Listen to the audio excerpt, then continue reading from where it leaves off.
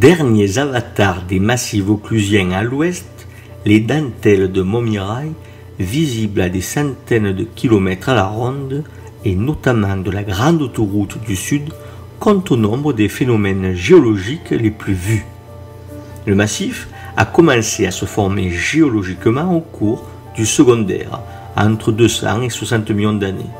Ces barres rocheuses, d'origine jurassique, ont été redressées verticalement par les mouvements tectoniques, puis érodées au fil des âges.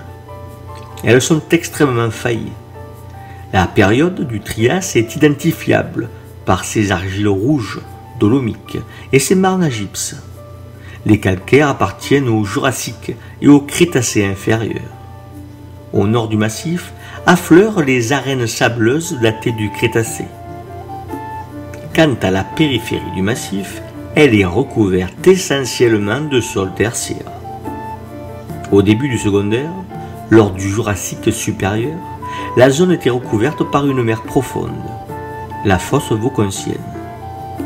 Au cours des millénaires, cette mer se rétrécit jusqu'à devenir un simple golfe étroit au centre du massif. Celui-ci commença à se redresser au début du tertiaire, entre 60 et 2 millions d'années.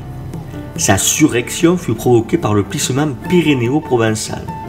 De cette période géologique datent les éminences de Gigondas, de la Roque-Alric et du Barroux.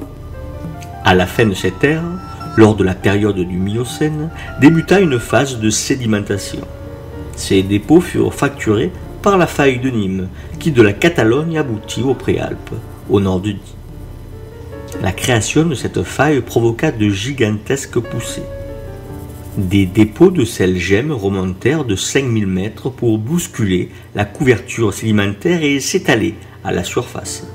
Des gypses, des marnes noires et rouges émergèrent à leur tour.